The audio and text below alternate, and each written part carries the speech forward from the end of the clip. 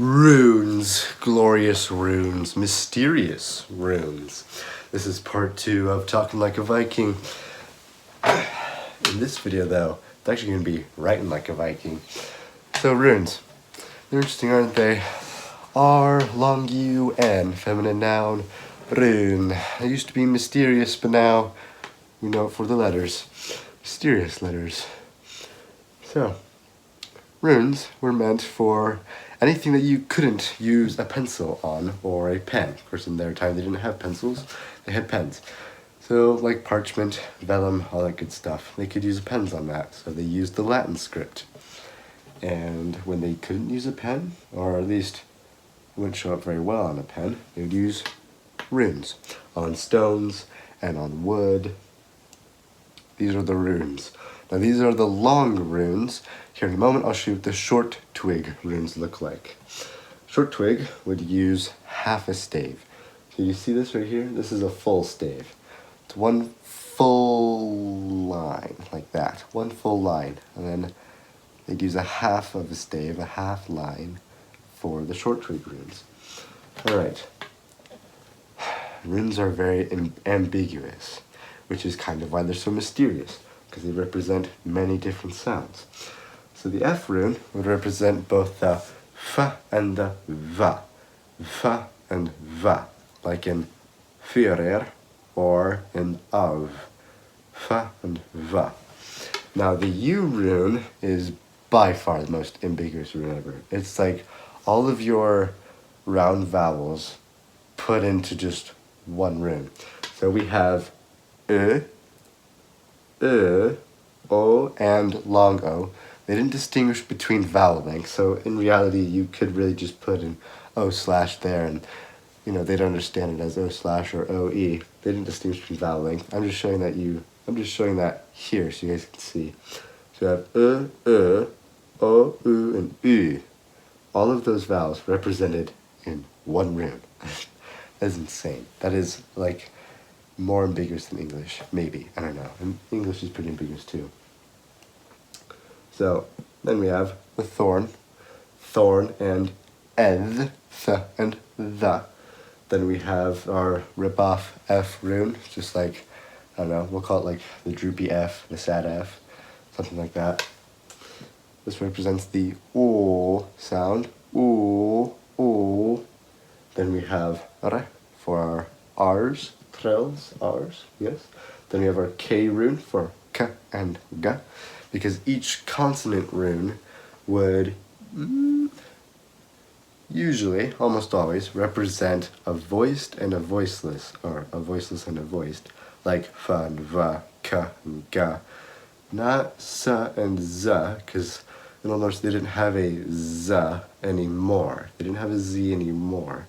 They still had a Z, but they didn't say it like a Z. They said it like, we call it an affricate, like a TS, like in tsunami, TS. Of course, we don't say that in English. We say tsunami without the T. Well, that's how they'd say Z, ts, ts, like in I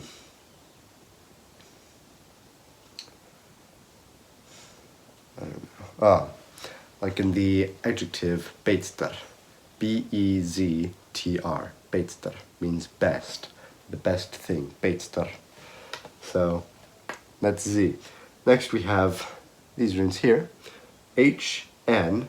This is the I rune, but it also represents E, so E and E. Then we have the A rune, which is both A and A. Then we have the S rune, not Z, because we just went over that, so it's just Sa, Sa. Like in Sonor, S-O-N-R, Sonor. And we have these runes down here. We have T and D for the T rune, B and P for the B rune, Ma for our M, La and R for our capital R. And that was preserved in the Old East Norse languages, such as Danish and Swedish. Of course, at that time, we would refer to them as Old Swedish and Old Danish, but they preserved that zh.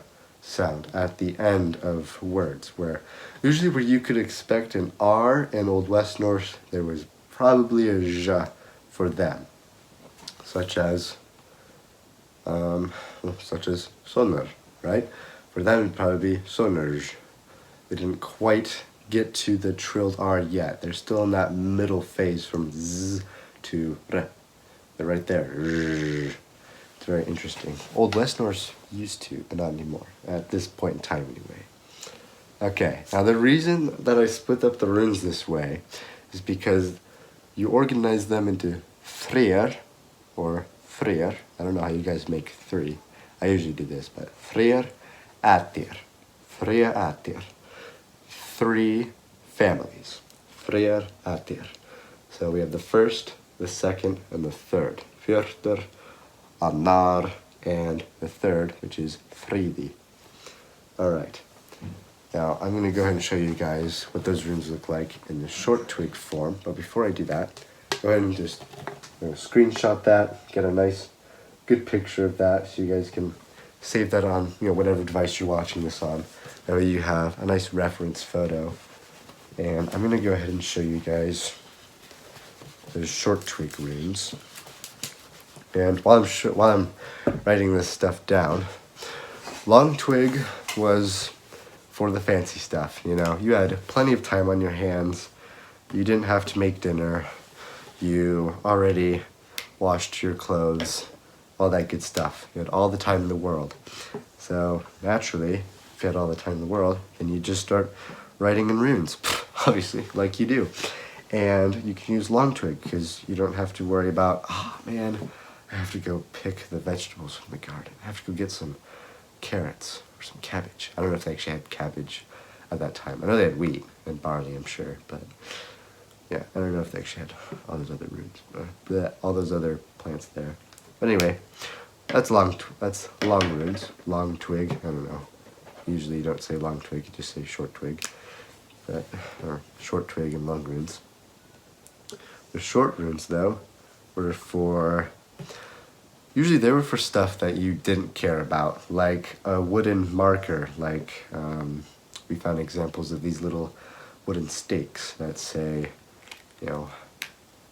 Eli's shop, Eli's cart, something like that. Just real quick, cheap identifiers that let people know, hey, this is mine.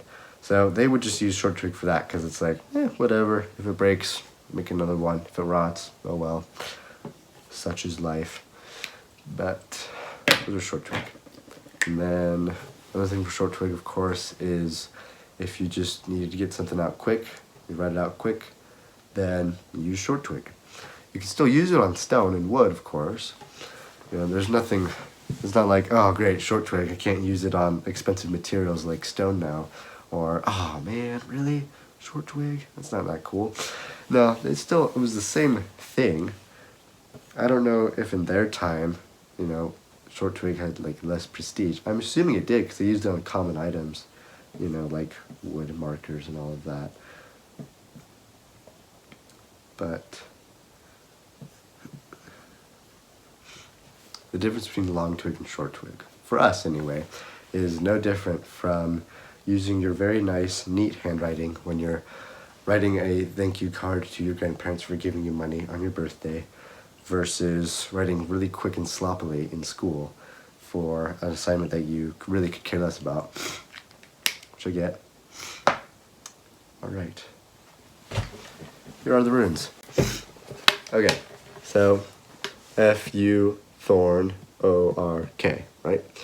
H-N-I-E-A-S. Then we have T-B. The B is now just a single line. A little bit confusing with the I rune, so more ambiguity. Then we have the 2 M runes right here.